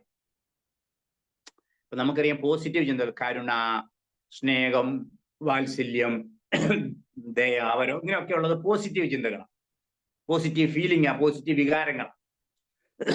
ചില ആളുകൾക്ക് എപ്പോഴും നെഗറ്റീവ് ഫീലിംഗാണ്. ഭയം, കൂടോത്ര ഭയം, മന്ത്രവാദത്തെ ഭയം, അയൽക്കാരെ ഭയം, യാത്ര ചെയ്ത മറ്റുള്ള അടുത്തിരിക്കുന്നയാളെ ഭയം, അമിതമായ ഭയം. ഇനി അസൂയയോ, ചിലർക്ക് അസൂയ. ഇപ്പൊ നമ്മൾ പറയുന്ന എടുക്കോ, സ്ത്രീകളൊക്കെ അസൂയ കൂടും, തമാശയാണ്. അതത്ര ഗൗരവമായിട്ടൊന്നും എടുക്കണ്ട. സ്ത്രീകളുടെ അസൂയ എന്താ? ഇപ്പൊ നമ്മൾ കുറെ സ്ത്രീകൾ സഹോദരിമാരിയിരിക്കുമ്പോൾ വേറൊരു സഹോദരി അങ്ങോട്ട് വരുന്നു. അപ്പൊ ഇവരെക്കാളൊക്കെ നല്ലൊരു സുന്ദരിയാണെങ്കിൽ അതിന്റെ മുടി ഒന്ന് നോക്കും, അതിന്റെ നിറം ഒന്ന് നോക്കും. ഇത്രയൊക്കെ ഉള്ളൂ സഹോദരിമാരുടെ അസൂയ എന്ന് പറഞ്ഞ. നമ്മൾ അങ്ങനെയാണോ എന്ന് ചിന്തിക്കണം പുരുഷന്മാർ. ഏതിനാ അപകടം? അപ്പം അസൂയ നമ്മളെ ഭരിക്കുകയാണെങ്കിൽ അപകടമാണ്, ഭയങ്കര സ്ട്രെസ് ആയിരിക്കും നമുക്ക്. ഭയം നമ്മളെ ഭരിച്ചാൽ സ്ട്രെസ് കൂടും. കോപം നമ്മളെ ഭരിച്ചാൽ, ചില പറയുന്നു എൻ്റെ മൂക്കിന്റെ അറ്റത്ത് ആ കോപം. കോപം നമ്മളെ ഭരിക്കരുത് ഒരു കാരണവശാൽ. അതൊക്കെ ഉപേക്ഷിക്കാൻ, കോപം ഉപേക്ഷിക്കാനൊക്കെ എത്രയോ മാർഗം. കർത്താവിലേക്ക് വന്ന നമ്മൾ, കർത്താവിൽ വിശ്വസിക്കുന്ന നമ്മൾ സ്ഥിരമായി ഇനിയും കോപിച്ചുകൊണ്ടിരിക്കുകയാണെങ്കിൽ പിന്നെ എന്താ വന്നതിൻ്റെ ഒരു അർത്ഥം ഇരിക്കുന്നത്? അപ്പം ഭയവും അസൂയയും കോപവും പിന്നെ പ്രതികാര ചിന്ത നമ്മുടെ ജീവിതത്തെ മുച്ചൂട് നശിപ്പിക്കുന്നവരാണ്. പകരം വീട്ടണമെന്നുള്ള ചിന്ത. അവളെ ഞാൻ കാണിച്ചു കൊടുക്കുക, അവനെ ഞാൻ കാണിച്ചു കൊടുക്കുക. കമിതാക്കൾ പോലും പ്രതികാര ചിന്തയുള്ളതായി മാറുന്നില്ലേ? പങ്കാളി വിട്ടുപോകുമ്പോൾ കൊല്ലാൻ വേണ്ടി നടക്കുക, കത്തിക്കാൻ, പെട്രോൾ ഒഴിക്കാൻ, കുത്തിക്കൊല്ലാൻ, അവരുടെ ചിത്രങ്ങൾ മോർഫ് ചെയ്ത് പ്രചരിപ്പിക്കാൻ. അതൊക്കെ ഈ നമ്മുടെ ഇന്ത്യയിലുള്ള സംസ്കാരമാണ്. യൂറോപ്പിലെ ഒന്നിച്ച് 2 കൊല്ലോ 3 കൊല്ലോ കഴിഞ്ഞിട്ട് സായിപ്പും മദാമയും ടാറ്റ ബൈ ബൈ അവർ പിരിയാൻ നേരത്തെ ഒരു ഹോട്ടലോട്ട് കയറിയിട്ട് ആഘോഷിക്കും. ആഘോഷിച്ച് പിരിഞ്ഞ് കെട്ടിപ്പിടിച്ച് അങ്ങോട്ടും ഇങ്ങോട്ടും വൈനും ഒക്കെ കുടിച്ച് പിരിയുന്നു. ടാറ്റ ബൈ ബൈ, അടുത്ത ആളെ തേടിയാ പോകുന്നു. ആ സംസ്കാരം നമ്മൾ പിന്തുടരണമെന്നല്ല ഞാൻ പറഞ്ഞേ. ഇവിടെ പിരിഞ്ഞാൽ, അത് ഭാര്യ ഭർത്താവിനെ പിരിഞ്ഞാലും തിരിച്ചാണെങ്കിലും കമിതാക്കളാണെങ്കിലും മറ്റേ ആളെ നശിപ്പിച്ചിട്ടേ നമുക്ക് പിന്നെ ഉറക്കം വിട്ടുള്ളൂ. എങ്ങനെ മറ്റേ പുള്ളിയെ തകർക്കാതെ അവൻ നമ്മുടെ ചിന്ത. ഓക്കെ, ഈ 12 പോയിന്റ് നമ്മൾ നിർത്തുന്നു. അടുത്ത ആഴ്ച നമുക്ക് തുടരാം. പരിഹാര മാർഗങ്ങളാണല്ലോ പ്രധാനപ്പെട്ട. ഈ പറയുന്നതെല്ലാം നമുക്ക് മാത്രമുള്ള, നമുക്കും ബാധകമാണ്. എന്നാൽ അത് നമുക്ക് പിന്നെ മറ്റുള്ളവരെ, ഒരു വാക്യം നിങ്ങൾക്ക് എല്ലാവർക്കും അറിയാമല്ലോ, സദൃശവാക്യങ്ങൾ 11:25. 12:25 മനോവ്യസന ഹേതുവായി മനുഷ്യന്റെ മനസ്സിടിയുന്ന ഒരു നല്ല വാക്കോ അതിനെ സന്തോഷിപ്പിക്കുന്നു. അത് 12:25. അതാണ് കൗൺസിലിംഗ്. 11:25 പറയുന്നത് തണുപ്പിക്കുന്നവന് തണുപ്പിലിരിക്കും. അപ്പൊ അടുത്ത ആഴ്ച നമുക്ക് അതിന് തയ്യാറായി വരാം. ഈ പറഞ്ഞവരൊക്കെ എങ്ങനെ ഒന്ന് തണുപ്പിക്കാം, ഒരല്പം ആശ്വാസം, ഒന്ന് ചേർത്ത് പിടിച്ച് ആശ്വസിപ്പിച്ച്, ഈ പറഞ്ഞിരിക്കുന്നതിൽ 2 3 കാര്യങ്ങൾ ഒഴികെ ബാക്കി കാര്യങ്ങളെല്ലാം മനുഷ്യനെ കൊണ്ട് കൺട്രോൾ ചെയ്യാവുന്ന കാര്യങ്ങളാണ്. സ്ട്രെസ് ഒഴിവാക്കാൻ വേണ്ടി നമ്മൾ അറിയാവുന്ന നമുക്കൊന്നിച്ച് പങ്കുവയ്ക്കാം. സർവ്വകൃപാലുവായ ദൈവം നമ്മെ അനുഗ്രഹിക്കട്ടെ. ഈ പുസ്തകങ്ങൾ എല്ലാവർക്കും കിട്ടിയെന്ന് കരുതുന്നു. ആവശ്യമുള്ളവർ ഇനിയും അഡ്രസ്സ് അയച്ചു തരണമേ എന്ന് ഓർപ്പിക്കുന്നു. അതുപോലെ തന്നെ സംഭാവന തരുന്നവർ വിളിച്ചന്നേരെ ഒന്ന് അറിയിക്കണേ. ഇപ്പോഴും ഒരു 1000 രൂപ കഴിഞ്ഞ ദിവസം ഒരു സഹോദരി നീതു എന്നാണ് പേര്. നീതു ആരെങ്കിലും ആർക്ക് വേണ്ടിയാണ് ആ കാശ് എന്ന് ഇപ്പോഴും എനിക്കറിയത്തില്ല. നീതു ആരാണെന്നും അറിയത്തില്ല. കാശ് എനിക്ക് വന്നു, പക്ഷെ ആരയച്ചെന്ന് അറിയത്തില്ല. അപ്പൊ നിങ്ങൾ ഒരു മെസ്സേജ് ഇട്ടെങ്കിലും അത് അറിയിക്കണം, ഞാനാണ്, അല്ലെങ്കിൽ എൻ്റെ സഹോദരന്റെ അക്കൗണ്ടിൽ നിന്നാണ് അയച്ചതെന്ന് പറഞ്ഞാൽ ആളെ ഒന്നും അറിയാവില്ല. അതിന് വേണ്ടിയിട്ട് ഓക്കെ. പ്രാർത്ഥനയിൽ ഓർക്കുക, നിങ്ങളുടെ സംഭാവനയും നിങ്ങളുടെ സ്നേഹവും. സർ ഒരു പ്രയർ റിക്വസ്റ്റ് ഉണ്ട് സർ. Okay sir. 5 ദിവസം കൊണ്ട് കഠിനമായ പനിയായി ഭാരപ്പെടണേ. ഭയങ്കര ഹെഡ് വിലക്കനവും പനിയും വേറെ ഷുഗറിങ്ങും മറ്റൊക്കെ ഭാരപ്പെടുന്നു. ദൈവം ഒരു അല്പമായി വിടുതൽ തരാൻ വേണ്ടി പ്രാർത്ഥിക്കണേ. ബ്രദറിന്റെ കാര്യമാണോ പറഞ്ഞേ? അതെ അതെ. ഓക്കെ, പ്രാർത്ഥിക്കാം. നമുക്ക് ഇപ്പൊ തന്നെ പ്രാർത്ഥിക്കാം. വിഷയം സ്വർഗീയ പിതാവേ, പ്രിയ രാധാകൃഷ്ണമൃതി അവിടുത്തെ കരങ്ങളിലേക്ക് ഏൽപ്പിക്കുന്നു. കർത്താവ്, ഞങ്ങൾ ഇത്രയും പേര് 100-നടുത്ത് ആളുകൾ തിരുനാമത്തിൽ ഞങ്ങൾ കർത്താവെ ഈ സഹോദരന് വേണ്ടി പ്രാർത്ഥിക്കുന്നു. കർത്താവ്, അത്ഭുതം പ്രവർത്തിക്കണമേ. ഇപ്പോഴത്തെ പനിയും പ്രയാസങ്ങളും നീണ്ടു നിൽക്കുന്നത് അനേകർക്ക് ഭാരമായി മാറുന്നു. കർത്താവെ, കർത്താവ് സകലതും അറിയുന്നല്ലോ. അവിടുത്തെ ആണിപ്പൊഴുതുള്ള കരങ്ങൾ നിന്റെ ദാസനമേൽ വെച്ച് അവിടുന്ന് സമ്പൂർണ്ണ സൗഖ്യവും വിടുതലും കൊടുക്കണമേ എന്ന് പ്രാർത്ഥിക്കുന്നു. കർത്താവെ, കർത്താവിന് വേണ്ടി പ്രയോജനപ്പെടുവാൻ ഈ നാളുകൾ അവിടുന്ന് ശക്തമായി ഉപയോഗിക്കണേ എന്ന് പ്രാർത്ഥിക്കുന്നു. കർത്താവെ, അവിടുന്ന് പ്രാർത്ഥന കേട്ടതിനായി സ്തോത്രം. യേശു കർത്താവിന്റെ തിരുനാമത്തിൽ അപേക്ഷിക്കുമ്പോൾ കൃപ തോന്നി കേൾക്കുമാറാകണമേ. ആമേൻ ആമേൻ. ഓക്കെ, പ്രതിഭാഷയെ പ്രാർത്ഥിച്ച് അവസാനിപ്പിച്ചോളൂ. ഇത്രത്തോളം സമയം ദൈവസന്നിധിയിലായിരിക്കാൻ ദൈവം നമുക്ക് സഹായിച്ചല്ലോ. ക്ലാസ് നയിപ്പാൻ സാറിനെയും ദൈവം ബലപ്പെടുത്തി. വളരെ പ്രാർത്ഥനയോടെ നമുക്ക് വീണ്ടും ആയിരിക്കാം. കർത്താവ് വരും ദിവസങ്ങളിലും ക്ലാസ് എല്ലാം വളരെ അനുഗ്രഹമായി തീരേണ്ടതിനായി തുടർന്ന് നടക്കുന്ന ഈ കോഴ്സ് തീരുന്നവരെ ആരും പുറകോട്ട് പോകാതെ കണ്ടിന്യൂ ചെയ്യാൻ നീ ഇടയാക്കേണ്ടതിനായിട്ട് എല്ലാ വിഷയങ്ങളും ഓർത്തുകൊണ്ട് ഇപ്പോൾ പാസ്റ്റർ എന്നെ മാത്യു പാസ്റ്റർ പ്രാർത്ഥിച്ച് ആശീർവാദം പറഞ്ഞ് മീറ്റിംഗ് അവസാനിപ്പിക്കുന്നതായിരിക്കും. പരിശുദ്ധനായ ഞങ്ങളുടെ ദൈവമേ, ഞങ്ങളുടെ സ്വർഗസ്ഥ നല്ല പിതാവേ, നന്ദി നിറഞ്ഞ ഹൃദയത്തോടുകൂടെ ഞങ്ങൾ അങ്ങേക്ക് സ്തോത്രം ചെയ്യുന്നു. കർത്താവേ, ഇന്ന് വൈകിയ വേളയിലും ഈ രാത്രിയിലും ഞങ്ങൾക്ക് ആമേൻ മാറ്റമില്ലാത്ത കർത്താവ് തിരുവചനത്തിന്റെ അടിസ്ഥാനത്തിൽ പ്രിയ കർത്താവെ ജോസഫ് സാറിൽ കൂടെ മാനസിക സമ്മർദ്ദങ്ങളും അതിന്റെ പരിഹാരവും, എന്നാൽ മാനസികമായ സമ്മർദ്ദങ്ങൾ ഉളവാക്കുന്ന പല കാര്യങ്ങളെക്കുറിച്ച് ഇന്ന് രാത്രിയിൽ പ്രിയ സാറിൽ കൂടെ ക്ലാസ്സുകൾ എടുക്കുവാനായിട്ട് ഇടയായി തീർന്നല്ലോ. ഞങ്ങളുടെ ശുശ്രൂഷയിൽ കർത്താവ് ഞങ്ങൾ കണ്ടുമുട്ടുന്നവർ അവരുടെയൊക്കെ ജീവിതത്തിൽ ഞങ്ങൾ വാസ്തവമായിട്ടും ഞങ്ങളുടെ ദാസൻ പ്രവർത്തിച്ചതുപോലെ ഒരു തണുപ്പായി തീരുവാൻ ഞങ്ങളുടെ ഈ പഠന മുഖാന്തരം ഇവിടെ വരുത്തണമേ എന്ന് ഞങ്ങൾ അങ്ങയോട് വീണ്ടും പ്രാർത്ഥിക്കുകയാണ്. കർത്താവ്, ഇന്ന് രാത്രിയിൽ ക്ലാസ്സുകളെ നയിക്കുവാൻ ഞങ്ങളുടെ ദാസന് അവിടുത്തെ കൃപ ചെയ്തതിനായിട്ട് സ്തോത്രം ചെയ്യുന്നു. ഈ സൂം കോർഡിനേറ്റ് ചെയ്യുന്ന പ്രിയ സാറിനായിട്ട് സ്തോത്രം ചെയ്യുന്നു. ജോയിൻ ചെയ്ത എല്ലാ പ്രിയപ്പെട്ടവർക്കായിട്ട് നന്ദി പറയുന്നു. കർത്താവ്, ഇന്ന് രാത്രി മീറ്റിംഗ് ലീഡ് ചെയ്ത പ്രിയ ദാസനായ സ്തോത്രം.